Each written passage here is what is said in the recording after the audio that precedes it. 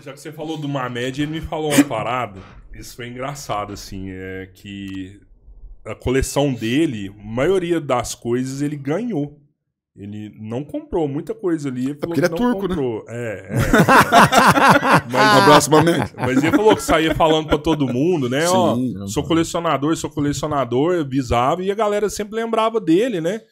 Ou procurava ele pra comprar. Mas na hora de comprar também, ele sempre falou que sempre se controlava, assim, pô, até que eu chego. Nunca ele pagou nada absurdo por algo. Você tem isso com você também, ou você prefere ter o produto independente do que for? Eu tenho, assim, ó, um dos macetes aí, um dos princípios pra você colecionar é paciência, cara. Senão você vai ficar louco, vai morrer de ansiedade e vai gastar uma bala. Porque você tem que esperar. Se você comprar o primeiro que aparecer... Aí, porque o que acontece? Quando um item você quer muito, um item é muito legal, pô, queira ou não você vê, nossa, eu queria aquele item, fica, né, ouriçado pra comprar aquilo, mas vai aparecer. E pode negociar. Então, teve itens que eu comprei, por exemplo, esse aqui que é o primeiro do mundo. Eu tenho ele na caixa. Eu demorei pra achar 1 ano e meio. Às vezes eu achava, a caixa não tava legal. Às vezes eu achava, custava um rim. Então aí foi até achar o equilíbrio. Por uma situação legal e um preço não tão absurdo. Então você tem que ponderar, senão você vai ficar louco, gastar Você trabalha só na sensação de escassez, né? Todo produto que você pega ali é escasso, né? Essa é a missão maior do colecionador, é ter uma coisa que quase ninguém tem, né? Oferta e procura, né, bicho? Esse videogame aqui é o primeiro do mundo. Isso, aqui, o legal é assim, os videogames, a gente vê um videogame hoje às vezes, você fala, videogame que é primitivo, tem um ponto na tela, mas todos os games têm um contexto histórico. Esse é o primeiro do mundo. Então, primeiro, não tinha referência nenhuma. Nem tecnologia, nem videogame. Então, qual que é o princípio desse videogame aqui? Primeiro, ele não tem um processador sequer. Ele só tem transistor dentro dele. E eles são pontos na tela. É o princípio do Pong, né? Um palitinho em cada lado vai rebater na bolinha. Só que ele não tem processador, então ele não marca ponto. Ele não tem som. Você vai rebater a bolinha de um lado para o outro. Então, são 2 bastões e a bolinha, que a bolinha já é quadrada também. Né? Então, ele não reproduz nada. Ele só reproduz isso. Então, para aparecer, para ter um efeito mais legal, os caras faziam isso aqui, ó. Tinha um acetato. Você vai pegar a câmera aí, ó. Depois te guarda de volta. Ó, tinha esse acetato aqui, ó. Você colava na tela. E aí sim, o seu bastão ia aparecer aqui. Aí você vê que é um jogo de tênis. Porque tá aqui, né? Entendeu? E aí, um outro jogo... E o que acontece? Como ele é o primeiro do mundo, a referência da galera era jogo de tabuleiro. Então aqui, é pra você pôr um tabuleiro em cima. Aqui era o tênis, beleza. Mas tinha um jogo que é tipo o da roleta aqui, ó. Pra você apostar. Aí tinha as cartinhas e tal. Segura aí, ó. O que acontece? Você ia apertar o botão dele aqui para lançar a bolinha parou em algum lugar da tela. Aí você colocou aqui, ele só lançou uma bolinha. Aí a bolinha parou aqui no número 25. Aí tinha um tabuleiro aqui em cima, com o dinheirinho de papel e tudo pra você jogar. Então você unia, a referência da época, como não tinha videogame, era jogo de tabuleiro. Então você unia o tabuleiro com a TV. Era um mini cassino em Exato, casa. tinha um que era um mapa dos Estados Unidos, por exemplo. Aí era pergunta e resposta. A bolinha parava, você tinha que responder qual estado que ele tá. Ah, que da hora. Então você misturava a tela.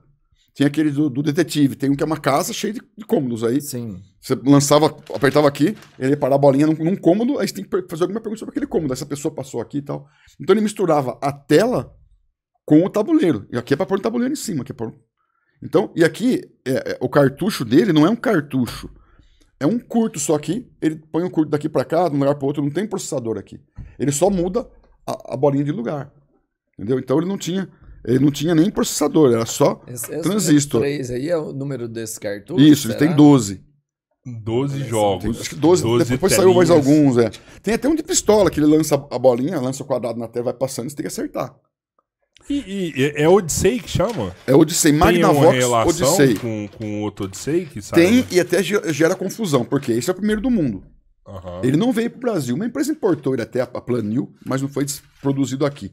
Então, quando saiu o Odyssey no Brasil, é o segundo.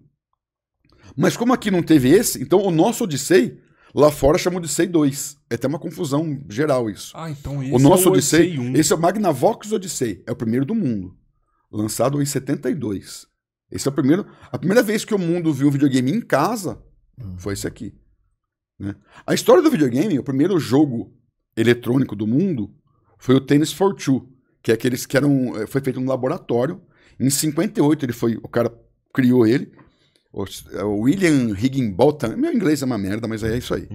O William Higginbotham, se eu não me engano, Melhor que o nosso. ele criou, ele insiste, ele é teimosia. Ele criou em 58 e em 62 ele apresentou num laboratório em Nova York para incentivar. Ele era um físico, né? Uhum. Isso aqui, os caras estudavam arma nuclear, né, cara? A física. Uma bomba vai lançar, então ela vai se lançar aqui com velocidade, vai cair em tal lugar, com tal ângulo, tal. E esses cálculos eles começaram a usar para videogame.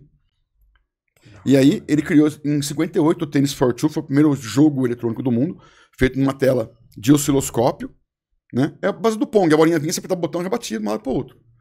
E aí, em 62, ele apresentou num museu, um laboratório, um museu em Nova York, para incentivar a molecada a estudar física. Porque até então é um negócio chato, mas para incentivar a galera a estudar e mostrar que o computador podia fazer mais coisas do que, né, só fazer números e tal. Então mostraram esse jogo para incentivar os jovens a estudar informática, que estava começando no mundo, e estudar física. Aprender com diversão. Isso. Aí em 68, 66 para 68, um alemão, o Ralph Baer, ou Ralph Baer, ou Ralph Baer, ele começou a produzir esse videogame com o nome de Brombox, um projeto, e apresentar para as indústrias. Aí a Magnavox abraçou, e em 72 ela lançou esse videogame aqui, que é o primeiro do mundo. O primeiro console a chegar no mundo, na casa das pessoas, foi esse. Não tem nada antes dele. Que loucura. E essa aqui, Magnavox que tinha, lançou o Odyssey 2 também. Também. Que lá fora é o 2, aqui é só um. A Magnavox é uma divisão da Philips na Europa, tá? Tem parceria com a Philips na Europa. Então, no Brasil, a Philips lançou como o Odyssey, porque aqui não teve um, então não tinha sentido ele ser o 2. Sim. Mas nos Estados Unidos ele é o Odyssey 2, porque lá tinha esse. Então até uma confusão no mundo dos games. Mas eu vou te falar, eu sei por que ele não veio aqui. Não tinha nem televisão aqui nessa época, João. Não, fala sério. Não tinha televisão aqui. A Planil, uma empresa importou ele. Tem até caixa escrita em português. É o mesmo videogame, só importou e imprimiu a caixa aqui. E aí... Odyssey 1. Esse aqui, o Magnavox. O Magnavox. E trouxe pra cá, mas oficialmente nunca existiu. E tem uma sacada até, vendeu muito pouco, primeiro porque era caro, é um negócio que o pessoal não tinha noção. Não tinha por que desejar, porque não existia ainda. E os caras, pra aproveitar o mercado, eles diziam que só funcionava nas TVs da Magnavox. Então os vendedores, para poder vender TV, não, ele só funciona... Mentira, qualquer TV ele funciona. Então os caras forçavam a barra, então ele não vendeu tanto assim, foi uma tiragem bem limitada pra hoje, né? Pra época foi um sucesso. Ele liga naquele RF também, daquelas TVs antigas? Aquelas 6 pilhas daquela grandona, e liga no RF. Não, o controle dele é surreal, né? E o controle é legal que um lado você vai mexer pra cima e pra baixo, e o outro lado dá efeito. Então você bate na bolinha, depois você gira pra um lado e dá um efeito assim, louco. Que isso, cara. Deve ser só que ele não tem som, né? Você tem que marcar no papel o placar e tal. Depois dele, né, o Nolan Bushnell criou o Atari e lançou o Pong. Aí o Pong sim tinha som, né? E tinha placar já. Essa é a primeira geração que ele não tinha cartuchos, né? Era tudo baseado em Pong. Só mudava a posição das barras, né? Pô, se você não fala isso, eu arriscaria que era um videogame da Nintendo, assim, sabe? Tipo, ó, isso aqui tá parecendo controle de Wii. Então. Tudo no mundo dos games, ele tem uma referência, ou eles vão tirar alguma coisa. Ou que funcionou, ou que não funcionou, né? Até pra não fazer cagada 2 vezes, né? Tudo na história dos games, ele vai deixando um legado. Aqui, por exemplo, tem uma história legal. O Nolan Bushnell é o cara que criou o Atari. Né? E o Atari revolucionou, que foi... Ele não foi o primeiro a usar cartucho, tem um antes dele, mas foi o que revolucionou o mercado. Porque até então, o que eu falei, aqui era só um jump e mudava a posição. Não tinha uma programação. Daí a Atari lançou um que você coloca um cartucho de ROM e vai mudar os jogos. Aí sim que começou a ser um videogame de verdade, que encantou o mundo inteiro. O Atari veio antes do Odyssey 2, no caso. Mesma geração. Foi mesma geração, que é a segunda geração, né? É a mesma geração. Sim, sim. E o Nolan Bushnell, ele criou o Pong, que é uma evolução desse, né? Que ele tem os bastõezinhos, só que já tem som e ele tem o placar, né? Esse tem que marcar na mão. Só que ele copiou esse. Ele viu, copiou e lançou em máquina, depois ele lançou em console. E foi o primeiro processo da história. A Magnavox e o Ralph Baer processaram a Atari e o Nolan Bushnell. Porque ele... ele melhorou, mas ele copiou. Aí o Nolan Bushnell é um cara genial, né, cara? Ele falou que não, que nem achou inteligente, tal. Mas o que culminou o processo foi que no dia de visita do Magnavox Odyssey, ele foi ver o videogame e assinou o livro de visita.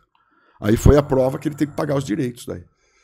Então é o primeiro processo do mundo, no mundo dos games, foi a Magnavox, né?